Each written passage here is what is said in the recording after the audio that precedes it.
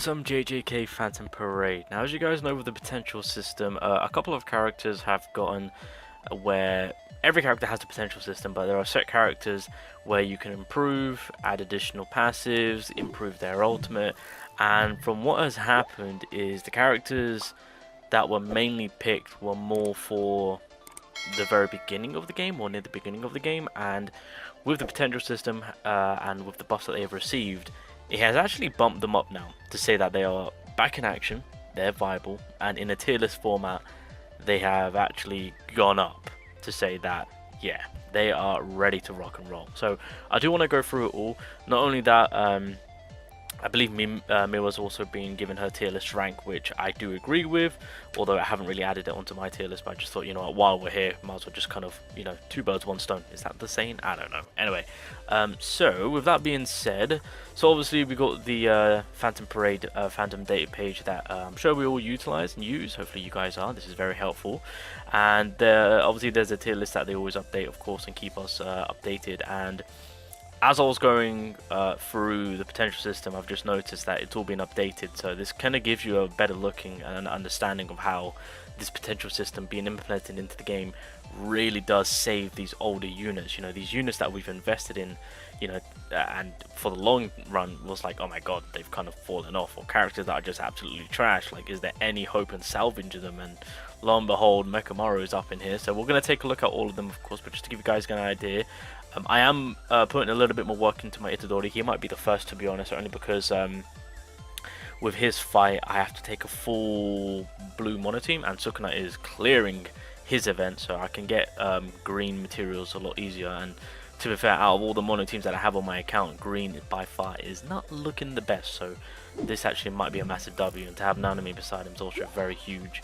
Fushiguro is the same, which is very interesting. Maki is also the same. I feel like Fushiguro should be bumped up, but I'm eager to see where Mechamaru is going to be at, of course. Just ignore Toto being B there, because it's more on a defensive manner on where he's at. And what I mean by that is, yeah, so he's high up there. Mechamaru's been thrown up there too, I didn't even notice that. Interesting. And then Panda has, yeah, this man is up there in the big leagues now, which is understandable, because of course he does give everyone that damage reduction. We've already gone over this Panda, so but we'll go over everything in just a second. While we're here, MIWA, A rank, fully deserved in my personal opinion, being a tank and being a damage dealer. I will admit, slightly underwhelming. Slightly underwhelming. I mean, I've said it in the video, you know, she's a longevity type fighter, and I will stick by my words to say that. And even with when longevity is there, it's nothing too crazy, I might be honest. So yeah, slightly underwhelming from this MIWA. I was expecting a little bit more, you know, compared to you know, the blue version. You know, I was like, okay, justice will be done. Let's, you know, let them cook. And yeah, I mean, it wasn't cooked fully, we'll say that. Anyway, that's enough of rambling on. Let's just kind of dive straight into it, and let's not mess about. So I believe it's just Panda's second skill, and yeah, okay, so he's got an additional skill right there.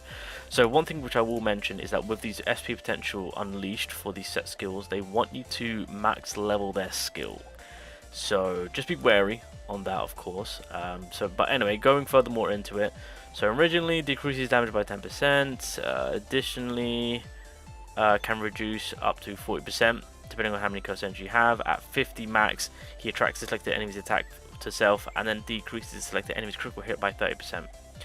With the potential system unlocked, he can decrease the damage received by 15%. Does that go up? No, so that's at max. Okay, yeah, I mean, it makes sense. What the hell am I on about? So yeah, so that stayed the same. 15% stayed the same depending on how many curse energy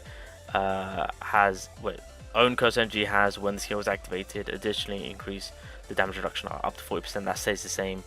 Now this is where things switch up. When you have 50 or more curse energy, or max increase that 50 curse energy, should I say, attract all enemies' attacks to self, on top of attracting the selected enemy's attack to self for 2 times. So now he's fully just committed to be like, right, bring it all on. So that is an amazing slight little buff up. Being a tank, because all pandas in the game are tanks. Keeping with the critical hit resistance drop by 30%, fantastic. And on top of that, reducing all allies damage received by 10% for 2 turns, exclude self. So it's technically 1 turn because he's attracting everyone's attacks. I feel like they should have put 3 turns on there, maybe, possibly, but yeah, he's unless they do AoE, then okay, in that perspective, okay, that's not too bad. But yeah, that is a massive glow up to have.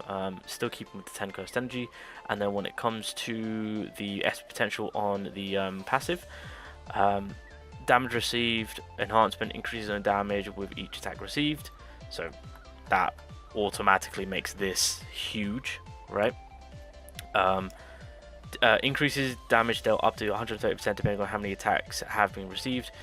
Increases max increase 12 attacks received. No attack received will increase at 10%. Reduces on damage received by 5%. 3 turns, 30% chance for that to pop off, of course. So the one thing that we know and love about Panda is, yes, his main design is to tank, but he can do some damage. We will say that he can do some damage. But that's basically Panda for you. You know, again, with this buff, it has really elevated him to another level now, making him an extremely good, viable tank with this SP. Now, Toto, I don't know what this Toto does, to be fair, in terms of his SP, so I'm eager to see. So it is his second skill. So let's do this. Let's do that. And then what else is it? And he gets okay, and he gets passive. Okay, ooh, I kind of want to see what this man. So his offensive play is doo-doo, but his defensive play is high up there. So let's see what is happening here. So decreases damage received by 12%, recovers HP by 7.7. If Takato's guidance state is active, changes to go effect 2, reduces own damage by 14.7%. 10.6 recover HP, and that's still at 25 cursed energy. Okay, so this is where the change happens. Or addition. Inflicts both skill effect. So activates Takato's guidance state 6 times. So that's +2. Overwrite previous state count. Evades enemy attack. Huge. 2 times. Oh, sorry, 2 turns, but 1 time. Chance 25%. Increases own taijutsu by 40%. Okay, so pretty much you just get the additional 2 with the evasion, and then with that little small stipulation. Okay. Interesting. And then we got the passive. So what did the initial passive do? Just at the start of the battle, inflict the guidance to self 2 times. Okay, so that's been improved now, where we get it 3 times, and we inflict a revival status. Ooh, where did this come from? Hello. Okay, well, that's already huge if we're putting him in that defensive role. With a little bit of sub DPS. At the start of the turn, when inflicting Takato's guidance status, increases own taijutsu damage and critical hit damage 1 time. If you have, depending on how many you have, will determine what the increase will be. So 1 time, 30%, and then so on and so forth. Okay, I mean that's a pretty valid of a SP potential unleash passive upgrade. So I can kind of see why on the tankage side of things he's getting buffed up a little bit more, like more higher regarded, should I say. So that's respectable. I think in that terms, being a better tanker with that slight little sub DPS increase, I mean that's a fair judgment to make. Okay, not too bad. I mean, still wouldn't really cater to him. I'm gonna be honest. I mean, if I needed that red tank, I would actually put some work into this Panda. But with where red is at right now, I'm not seeing the real necessity for this character just yet. Okay, so that's kind of Panda. Oh, Mechamaru, what are you doing? I don't know what his potential is. So this should be very, very interesting to see. So that, and is it passive? No, does he just get the oh no. Oh, he gets an ultimate buff. Ooh, okay, let's check this out. So, second skill, grants counter status to self, increases own break damage by 50%. That's now switched up to increases own break damage, taijutsu damage, critical hit rate by. God damn. Okay, hold on, wait a minute. This Mechamaru no longer might be doo-doo, boys. Wait up. Counter status: when targeted by an enemy, single target melee attack once per turn deals 200% of 140% melee taijutsu as counter damage. Increases countered enemies damage received by 50% for 2 turns. Oh, okay, yeah, they just should have just buffed this up to a respectable amount. Okay, I see why Mechamaru is now being pushed up. Makes sense. So that is a huge glow up for that second skill. Wow. And then when it comes to the ultimate, Jesus Christ. Okay, so they gave him an extra 50% on the break damage increase, and then deals melee combined damage equal to 900% taijutsu and 600% jujutsu to the selected enemies 6 hits. So yeah, they just full on just gave him way more increase in damage, which makes sense. This Mechamaru is more for damage and DPS. Is he yellow coverage? Yeah, he is. Okay, so if anything, yeah, that second skill is a massive glow up for counter attacking, as well as the 2-turn increase you get. That, yeah, 2 turns, that's huge. That's huge. Fair play to them. So they've gave yellow typing a fantastic counter user, and they have revived this Mechamaru. Oh my goodness gracious me. Okay, fair play, fair play. Alright, moving along to my boy Itadori. So, if I can remember, because I am working on him. Yeah, so it's his 3rd skill that's getting the glow up. I think they're leaving his ultimate alone, so nothing's happening on the ultimate. And then yeah, he's got a potential. Okay, so on his passive. So with his 3rd skill, you're reducing the cost to 25 curse energy, which is fantastic. So pretty much you're dealing a lot more damage by an extra 70%. So it deals 500 taijutsu damage to a selected enemy. It's a 4 hit. Decreases selected enemy's critical hit resistance by 60%. So that's always a, yeah, that's a glow up. Increases own ultimate skill gauge charging rate by 15%, so that's a new addition, which is fantastic. And then chance of performing a black flash in the 4th hit, medium massively, hit is medium, sorry, and then massively increases black flash damage. This is huge, because the thing about this Itadori is you want to hit the black flash, because once he black flashes, then his buffs are insane at that point. His ultimate, yeah, if oh wait, that's actually dope. If this helps you chase the ultimate, then that's a guaranteed black flash, and then that will pop off his passives, right? Because he's got that zone outburst, but it's been buffed up. So when black flash is performed, recovers curse energy by 10, so that's 5 more, and then you inflict zone status for 3 turns. So you get a black flash rate of 100%, you get a taijutsu damage increase of 100%, and you get a black flash damage increase of 50%. God damn. Alright, and that, so yeah, once that black flash is popped and that passive is active, that 3rd skill is going to be huge. That then leads into the consistency for that ultimate that then popped off. Goddamn. Goddamn. Oh yeah, I forgot, with the post adjustment they did, yeah. Hold up, wait, this Itadori low-key gonna be cooking right now. Oh yeah, we're gonna definitely put this man in the thick of it when it comes to doing him up. Okay, I'm actually excited for this Itadori now. That might be my, hey, Mechamaru, I'm joking, Mechamaru might be crazy, who knows. We've got the green Nanami. Green Nanami, what has happened to you, my friend? So his ultimate has been buffed. Did he get a passive? Yeah, he did get a passive. Okay, so with this green Nanami, deals a range combined damage equal to 800% taijutsu, 800% Jujutsu to all enemies. Massive. Stops. Oh, stop enemies action for one turn. Ah, 30% chance. Come on, man. Really? Increases all enemies taijutsu damage received by 30%. Okay, yeah, that's huge. So already that is a fully support for any type of taijutsu forms on the green typing, which is pretty solid. Because Saki also has taijutsu, Itadori's taijutsu, Mahito's taijutsu. Fujikoto is Jujutsu, I'm pretty sure. Yeah. Oh, Maki too. A green Maki. Ooh, okay, so that's fairly solid to have. So that's a W of an ultimate. And then the passive, let me do this. There we go. So it's critical enhancement. That is getting the buff up. So increases taijutsu damage by 30%. You get an extra turn on it. Same with the Jujutsu damage. You get an extra turn on it. Increases critical hit rate by 20%. That's in a new addition. That's for 5 turns. And then when Black Flash or critical hit is performed, it has a higher chance now. So 8%. So that's just an overall great enhancement for this Nanami. I've seen a few people looking down on Nanami, especially with the global release, and I mean, with where he has that on global, I mean, it's understandable. But yeah, this glow up does put him back into the swing of things. If you have invested into him, just know at a later time he will be viable. Not to say he's not viable now. I mean, you can still make good use of him. It's just with Gojo and Mahito, you know, you've got your options. Kurosaki I've already gone over, but we will throw her into the mix of things so you guys can get a full grasp. So here's her skill 3 that got buffed up, and her ultimate. I don't think she got anything for her passive yet, so it's just 2 SP potentials that's happening. So when it comes to this Kurosaki, skill 3 deals 500% range damage.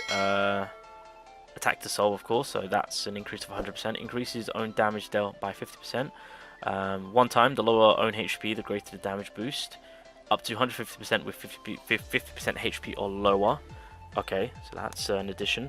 Stop the selected enemy's action. It's only a 30% chance. God damn it. Bump it up, man. Give me a 50. Decrease the selected enemy's critical hit resistance by 25%. Nice. Okay. That's on for 2 turns too. Ignores darkness when attacking. W. Okay, so this is huge. This is already massive. We'll take that. We'll take that. It's like a mini nuke when you're not resorting to the nail nuke on the ultimate. That being said, we do have the ultimate that's been improved. So, increases the selected enemy's nail count by 3. So that's still the same. Deals 550 range Jujutsu damage to enemies with nail count. Increases own damage dealt by 150% one time. The higher the enemy's nail count, the greater the damage, up to 550 with 9 nail counts. Jesus Christ. Increases target enemy's Jujutsu damage received by 40%. Effective for yellow types, of course. Removes all nail count. Ignores darkness when attacking. Okay, I love the fact that they've added that in. That's a W.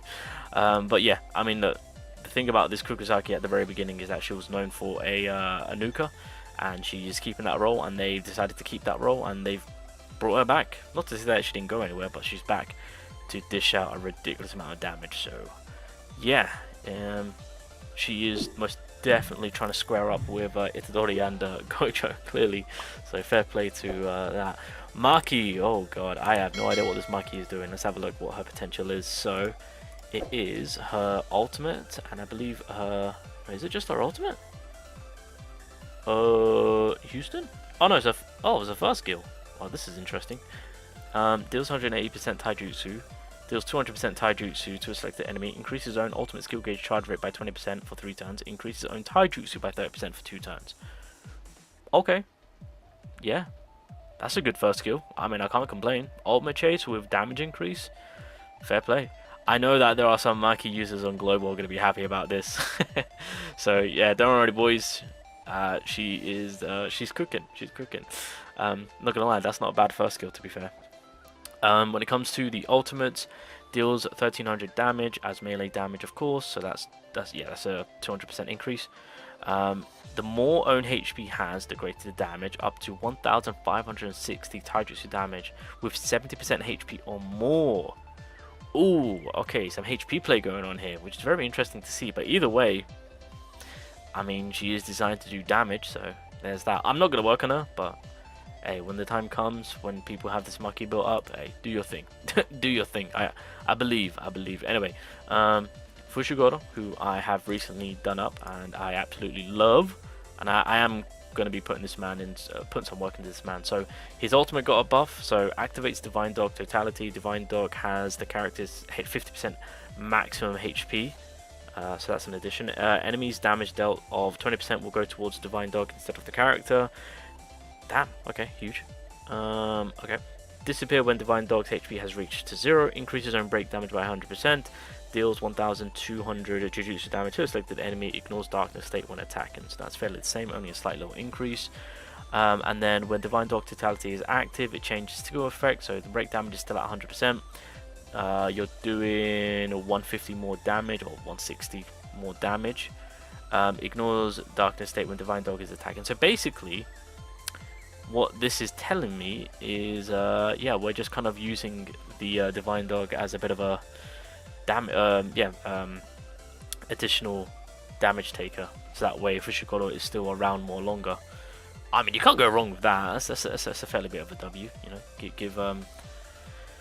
have some form of safety net on the ultimate play whilst having that damage still available there. So that's yeah, we'll take that. And then when it comes to the passive, I'll surpass you is what has been buffed. So at the start of the battle, increases own damage by 150. So that's a huge increase.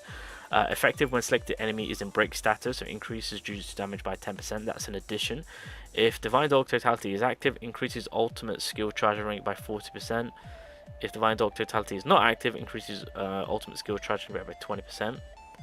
If an enemy is defeated by self, increases own Jujutsu damage by 15% for 3 turns, 1 time in a turn. Okay, fair enough. Yeah, I mean, a slight little increase in the damage.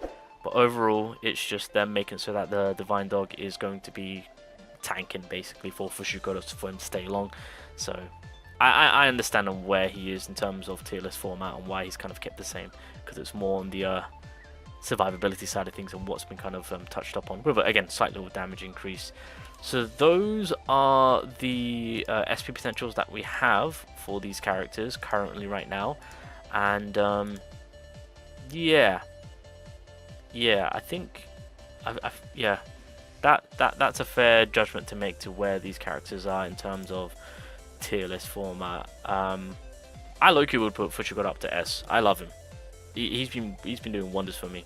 Yeah, Mechamaru can stay in S. Kukusaki could potentially go up now. She's a harder nuker now, so that's my personal opinion on that one. But yeah, I think with these SP potential boys, this is a W move on the developers working their way of bringing back these older units back into where the game is right now. Because at the end of the day, you've got to take into consideration with the power creep and whatnot. And so I think this is, in my eyes, the best way of going about it, because it has put these units back on top. That, or in a better position to be like, right, I can use them now. I can finally bring them back. I've worked on them. I've left them alone because better characters have come along. I have to cater to the power creep, etc. With these potential system now being a thing, you could bring them back, cook up a storm, and not be afraid to work on them now, because in the long term wise, they're going to be brought back. So this is also a bit of a safety net for the global side of things, to be like, damn, do I even want to put work into this unit because I know who's going to be coming next? Yeah, I mean, this kind of proves it all. Although there are still some which I would say avoid. But I know that a lot of people are putting in work into like Itadori, Kukusaki, Fushiguro, right, Maki, and yeah, these potential system are extremely solid. So yeah, I'm gonna get my boy Itadori up. I need some green power. MIWA was just disappointing.